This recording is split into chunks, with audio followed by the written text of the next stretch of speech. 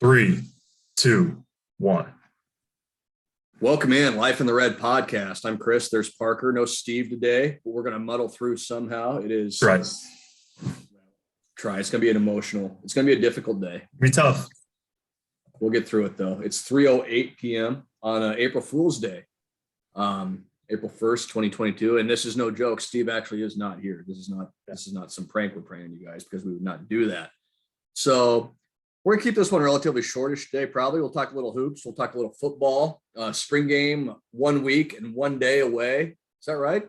Yeah. It's next weekend. Yeah. That's what I thought. It's sort of been like that. Someone tweeted at me on Wednesday. I said, oh, you know what it was about? And we'll talk about it later. It was about the kid from TCU, O'Shawn Mathis, visiting. And I said next weekend for the spring game. And someone tweeted back at me. They're like, that's next weekend? And then I was like, oh, shit, do I have this wrong? Yeah. But no, I don't. It is a week. It's next weekend. It's April 9th, 2022. Yeah. Memorial Stadium. Yes. We will be there. You guys will be there. Sipple will be there, hopefully. God willing. And we're going to talk about it then. We're going to talk about it now, too. But first, a little hoops. Shout out to the Wofford Terriers, by the way. That's the shirt I'm wearing, in case anybody was wondering. You got Wofford. The little man had St. Peter's on. Was repping some St. Peter's swag. Yeah, my mom bought. Yeah, my mom bought my son a little St. Peter's Peacocks T-shirt. Dad likes to collect the obscure college mascot T-shirts. He got a Delaware Blue Hens hoodie in the mail today, and so Grandma bought the grandson a little St. Peter's Peacocks T-shirt that he'll be wearing. Dad's very excited about that. Mom less excited, because Mom likes to dress him in, like nice stuff. Well, she'll be excited when Shaheen Hollowell starts recruiting him to St. John's. Exactly. Yeah. Seton Hall. That's right. Yeah. Sorry. My bad. How dare you? Yeah. Sorry, Shaheen. Don't confuse the boroughs like that. They get very angry up there if you do that. So anyway, hoops. Speaking of coaching changes, not many happening for Nebraska basketball. We kind of found out this week. We know that obviously Fred Hoiberg will be back. We know Nate Linzer will be back. We found out this week Armand Gates will be back. That leaves one assistant coaching spot to fill. Armand was maybe one of the guys that was, I guess, rumored or speculated that he might move on if given the opportunity. His brother taking the head coaching job at Mizzou. And so there was kind of a natural connection there if he wanted to do that, or maybe step into his brother's role at Cleveland State as the head coach. But Armand Gates staying at Nebraska for another year, confirmed by Fred Hoiberg to me last week this week during the Creighton, Nebraska baseball game. Shout out to Creighton, Nebraska baseball. So Armand's staying on staff. What a game.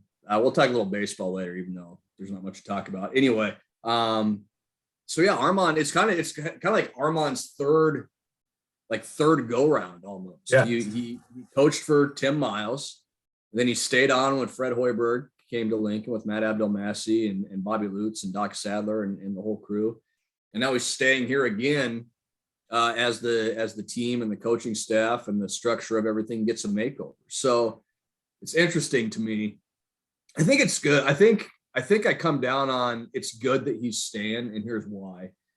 Because one, he'll provide some continuity along with Fred, obviously, and along with Nate for the players that come back. Maybe more importantly, with what Nebraska's probably going to do now with recruiting, as in actually send all three of their coaches out to recruit rather than one. Armand's got a ton of connections in the Chicago area. That's where he's from. Nebraska's, you can go back even just the last 5-6 years and look at all the guys Nebraska's pulled out of Chicago. Glenn Watson, Isaiah Roby from an hour or two away, Ed Morrow before he transferred. They've gone into Chicago and gotten guys. And keeping a guy like Armand Gates on staff who has those deep connections in Chicago, that's going to help Nebraska a lot. I think it kind of simplifies the recruiting side of it a little bit, and maybe kind of crystallizes what they'll look for, what they'll need in that third assistant.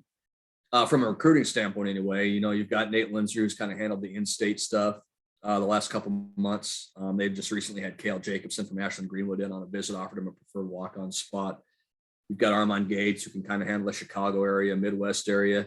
Now maybe you look towards the guy who's maybe got a little bit more of a national connection in the recruiting, or even international, if you want to go that route, or if you want to get into a West Coast or an East Coast or some specific region. So I think it kind of clarifies things there. So there's a lot of positives, I think, that come from this. Now, you might look at this on the surface and say, well, we were promised all these changes and there's not a lot of changes. And on the surface, there's not. You're going to have one new assistant coach, essentially, and there's been a few guys transfer out, nobody that's really played significant minutes. We know Derek Walker's coming back, Trey McGowan's, Lat Mayan still to make a decision.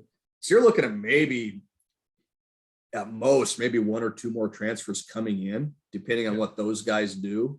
So on the surface, it's not going to look a whole lot different next year, which tells you that a lot of these changes that were talked about a month or two ago are mostly going to be behind the scenes stuff, the way it sounds. I'm going to be interested to sit down with Fred Hoiberg here when the dust settles after the Final Four and kind of get his thoughts on that and what that may look like.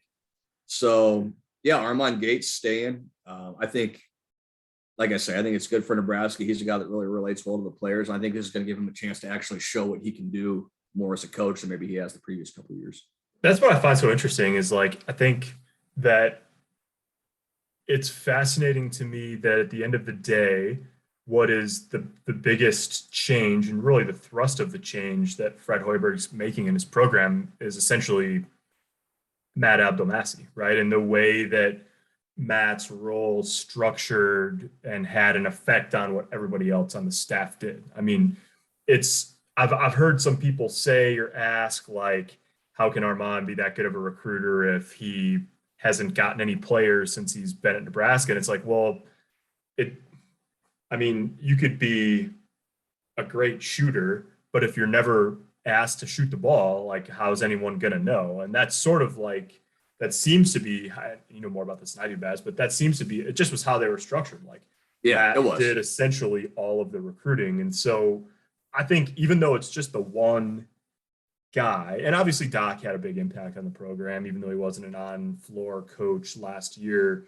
So that's a lot of familiarity for Fred Hoiberg out the door between those two guys. But, you know, with Gates in particular, being a Chicago guy, I get the sense, and of course you can draw it up and say, man, this should really work. And it's got to actually work in practice. But given Fred's history in Chicago and being a Midwest guy himself, it seems like the sort of ingredients are there for that to be a productive combination of Gates being the guy on the, boots on the ground, recruiting the Midwest and Chicago in particular, and then having Fred be there to close, and to say, hey, this is, that's a pretty good. Now, you never know how a guy's stock is, especially with the rate that they've lost at here since he's been the coach. But you could think of worse combinations of guys, other than Armand Gates and Fred Hoiberg, to say, hey, we're going to go into Chicago and we're going to find some guys that can really help us. Yeah, and I think maybe that's one of the shifts you might see is maybe more of a Midwestern focus out of Nebraska. And obviously, being Nebraska, you have to recruit nationally, and you have to look in the portal, and you have to do all those sorts of things. But I think it can start, in the Midwest, and you don't have to. And we use this comparison with a lot of sports, but look at what Wisconsin does every year. Look at the guys they go and get. It's Minnesota guys. It's in-state guys. So having a guy like that, having a guy like Armand's staff that can go into Chicago, can go into Minnesota, can go into some of these different places, and has the familiarity with the Midwest, that's, I think, maybe signals another direction they might go. And not that Nebraska's not getting players from different parts of the country. Bryce McGowan's from South Carolina, so is his brother Trey. CJ Wilcher's from New Jersey. So there's a lot of different ways to do it. But I think what you might see is maybe a trend more towards a more regionalized approach for Nebraska. And maybe that's not such a bad thing. What was one of the things we talked about all basketball season? It was, well, these guys don't seem to fit together very well. It seems disjointed and things like that. And we don't know what happened behind the scenes and things like that. But we have guys from a similar part of the country with somewhat similar backgrounds. Maybe that helps in that regard. So again, we'll see what it looks like. In the next year, at least. We don't know if there will be a couple of years, depending on how next year goes. But you can kind of start to get a sense of the direction things are headed with just the way this staff's shaping up, the way the recruiting's shaping up. The one guy they've added so far is a kid from Lincoln, Nebraska, Sam Griesel, who was reached out to by Fred Hoiberg when he went to the portal. So, there was some familiarity there already. So, yeah, it's the most interesting 10-win team of all time. It's the most interesting team in the history of basketball. It's won 24 games the last 3 years, just because I think you might see a roster that's going to stay largely intact. Now they're going to lose some guys. Obviously, you're losing, CJ Wilcher, Kobe Webster, maybe Lat, maybe Trey, Bryce. So the number of guys you're losing has the chance to be high. But at the same time, the number of guys you're going to have back has the chance to be pretty high as well. And there's going to be some stability there, and certainly some stability with a guy like Sam Griesel coming in to play in the backcourt, local kid, all those sorts of things. So, yeah, there's going to be turnover, but it's a different vibe, I think, than we've seen the last few years, where it's just been almost a complete reset going into each season. You've just seen this mass exodus of guys. It's not going to look like that this year. And I don't know that it'll look like that going forward if Fred does stick around after next season.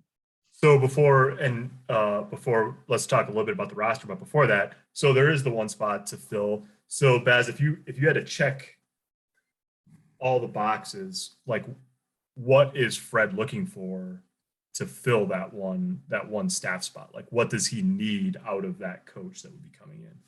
Well, that's the interesting part. It seems to me it's almost like it's similar to Scott Frost's situation, right? Like Fred has his offense that he wants to run. You probably aren't going to see him bring in like a quote unquote offensive coordinator, and I don't think they need to do it. I think what they run can work. And it did work. They proved it could work the last few games of the year, and at different times throughout the year. But at the same time, do you need to go find like a defensive-minded guy? Do you need to go find like a Doc Sadler type that can also recruit and coach and bring in some fresh ideas on defense? Maybe. You look at Nebraska, not that they've been good in any area, but they've been really bad defensively in the conference for most of Fred's tenure here. They were pretty good. Not this season, but last season when Doc was kind of running things. I think they were 40th nationally in defensive efficiency. So do you bring in somebody that can get you back to that level? Do you go for more of a guy that has a defensive focus and maybe has a recruiting focus in a different part of the country, the South or the East or whatever it may be? I can see him going in that direction. But at the end of the day, it's got to fit with what Fred wants. I mean, it's going to be a different guy no matter who he brings in. It's going to be a guy that maybe Fred isn't totally familiar with, but do you go more of a defensive-minded guy, or do you bring in a guy that maybe aligns more with what Fred wants to do and play a ton of offense and try and overwhelm teams that way? So it's interesting to me, just because you don't necessarily have, defensive coordinator, offensive coordinator, all that sort of stuff in basketball, but you can kind of see where Nebraska could go this direction or go this direction based on what they need and what they may look for. So that's hoops. That's hoops. And then with Walker coming back, last thing, Baz, like, are they? And then obviously they've got Blaze Keita, big man, coming in. We're gonna see some. Maybe not Twin Towers action, but is that how does that look? Obviously, there's a long way to go, and you got to see, match skill sets and all that. But yeah, that's not the style that Fred's normally played. Two bigs on the floor, unless one of them is a point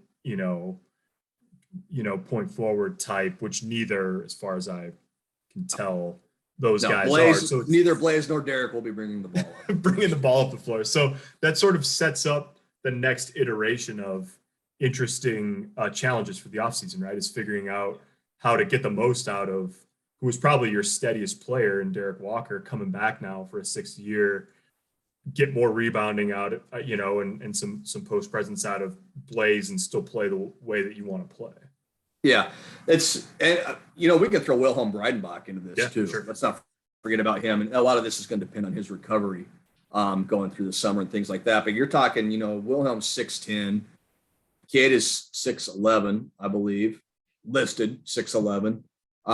Derek 6'8". So you have the potential to be really, really big. Across your front line. And with a guy like Wilhelm, there's your guy that can maybe step out and shoot a three or bring the ball up the court in certain situations if you need him to. So it's going to be a super, super interesting lineup. It's kind of almost shocking to me they were able to keep that recruiting class all together. They're going to get all 4 guys on campus, it sounds like. And look, like, those guys are going to help. Like Ramel Lloyd's going to come in and help right away. He played high level prep school ball this year. Blaze Chieda, yeah, he's going to have to adjust. He's coming from JUCO to Big Ten, and we think he's going to be solid. He's an older guy, but you still got to make that adjustment. That's a big one, coming from JUCO up to Power 5 level basketball, Power Conference level basketball. So it might take him some time, but at the same time, he can come in and help you. He's big body. Jamarcus Lawrence is a guy that's played high level prep hoops. Can he come in and help you right away? Denham Dawson's been in the program a semester, so you can kind of see the pieces floating out there, and they don't have to do a whole lot to kind of fill this roster out, depending on what happens here the next couple of weeks. But yeah, absolutely. To get to the point of your question, I think you absolutely could see a guy like Derek on the floor at the same time as Blaze, and even throw Wilhelm out there as well. Maybe, if you're going to go a super big lineup, put Wilhelm at the 3 and Derek at the 4 and Blaze at the 5, if you want to do that, and throw a couple, you got Sam Greasel, who's a 6'6" guard out there. If Trey McGowan comes back, that's 6'4". You're real big all of a sudden. They're going from 5 out to 5 in. Yeah, they're going to play five in offense. 5 in the lane offense. We're not sure how it's going to work. Yeah, but no, I mean, and that's why I think Fred is going to earn his money next year, because he's going to have some options, and I think they're probably going to do some things differently stylistically. We kind of saw that as the year went on this year. What's that going to look like when they get those guys into the gym and start working with them this summer and get closer to, October, November, when it's time to start playing games? So yeah, I don't think you rule anything out right now. And that includes, having multiple bigs on the floor at the same time. I'll give you just real quick while I'm thinking of it, timeline. I would guess we're going to have an assistant coach announced by the end of next week, Final Four this week. And it could just kind of make sense. Fred can go down there and talk to guys if he hasn't already, and all those sorts of things. As far as players, I think that's still up in the air. I think you'll see the assistant coach thing get worked out first, and then, like you said, you're basically waiting on Lat Mayen and Trey McGowan to make a decision on what they want to do. So we'll see what that looks like going forward. But I think it could be, knock on wood, it could be relatively quiet, after the next couple of weeks. And now those are my famous last words and that's going to happen. But yeah, I think you're going to see some things kind of get tied up here over the next week or two. Interesting. Yeah, well, it'll be I don't know. It always is easy to make a lot of the off season, and this one's just getting started, but it really is going to be interesting to sort of track and then eventually, hopefully relatively soon hear from Fred about, how he envisions it all working together. Should we talk a little football? Do it. While we're sitting here. So a couple interesting things, maybe the most interesting thing we've heard in the last couple of weeks has been about the offensive line. Maybe one of the bigger question marks on this team, certainly an area that struggled last year. And we heard Brant Banks earlier this week just talk about, you guys are going to know it when you see it in the spring game, as far as how it looks different. He talked about how they're moving better, how they're getting off the ball better. And Nuri Nueli kind of said the same thing last week, that they're firing off the ball, they're running the ball down. Of course, this is all just Kool-Aid for the masses. Right. Yeah, 100%. It's interesting because you have a new O-line coach. You have a unit that really, really struggled last year. And now all of a sudden you're hearing all these, well, we're totally different. We've totally changed. We're going to run the ball and blah, blah, blah. So I guess just Parker, your take on what you've kind of heard from those guys and how that kind of maybe matches up with what we've seen so far. Yeah, well, it's interesting. I mean, one of the things that Donovan Raiola said from the start was that a big part of offensive line play is playing together and playing with confidence. And obviously there's a lot more that goes into it than that, but the confidence seems to be real. Now, whether the improvement is, I mean, we just don't, it's hard to sit here and say like that we know that, because we don't watch practice and it's only the spring, and, it's different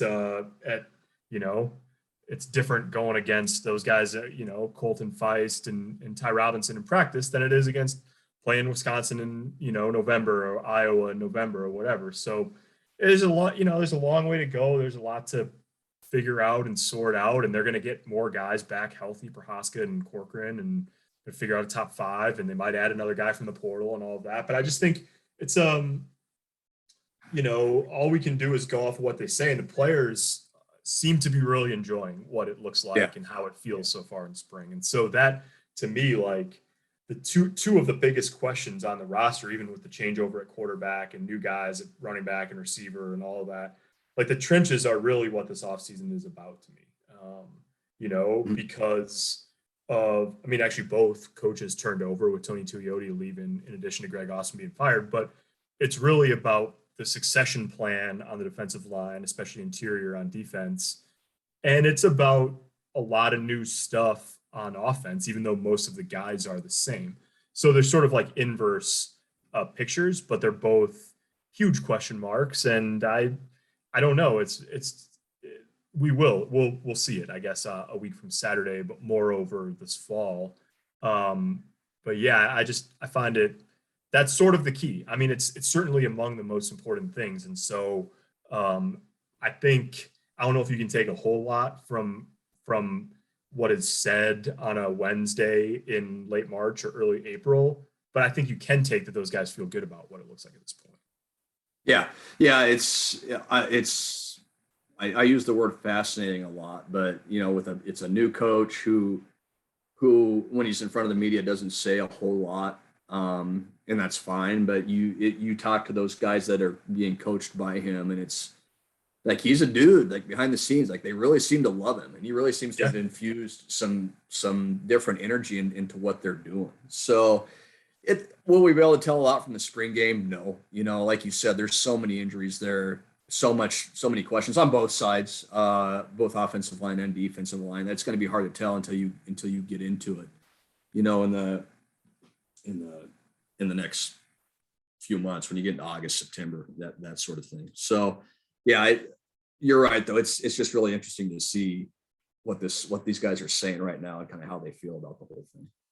Yep. We'll do a much deeper breakdown of what we expect to see in the spring game, and we'll know a little bit more about the format and all that next week after we hear from Scott Frost on Wednesday. And we'll also next week talk more about the recruiting element because it's going to be a huge recruiting weekend for Nebraska. Massive. But just quickly before we go, Baz, the one guy who we know is going to be on campus is O'Shawn Mathis, who's a transfer edge rusher from TCU, 6'6", 260.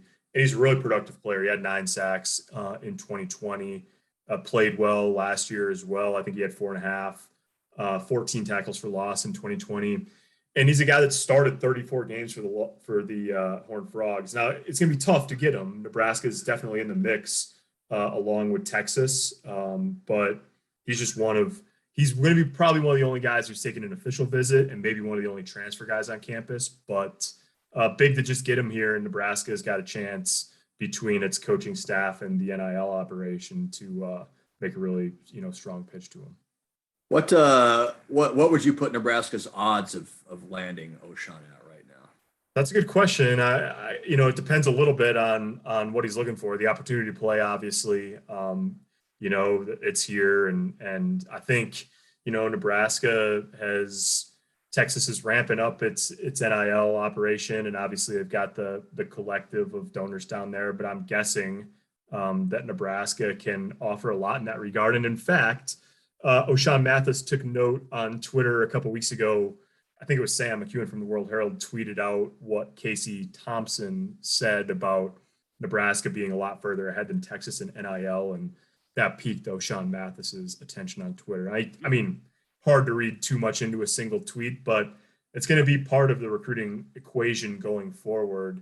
And I think it's going to be very interesting. I think this weekend with the spring game, that's definitely, I think that part of the conversation, I don't know about publicly, but it's certainly ramping up.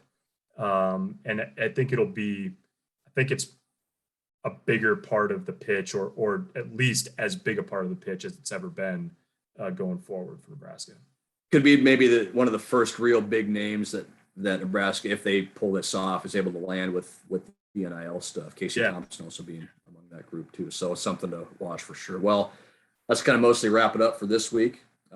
We have various things we need to tend to this afternoon, so a little shorter show. Appreciate you guys tuning in. We'll be back probably next Wednesday, Thursday with a new episode for you. We'll preview the spring game, get you all ready, set to go for that. Make sure you're checking out journalstar.com for all the hype, all the information leading up to that, and we'll keep you informed. And until then, we'll talk to you soon.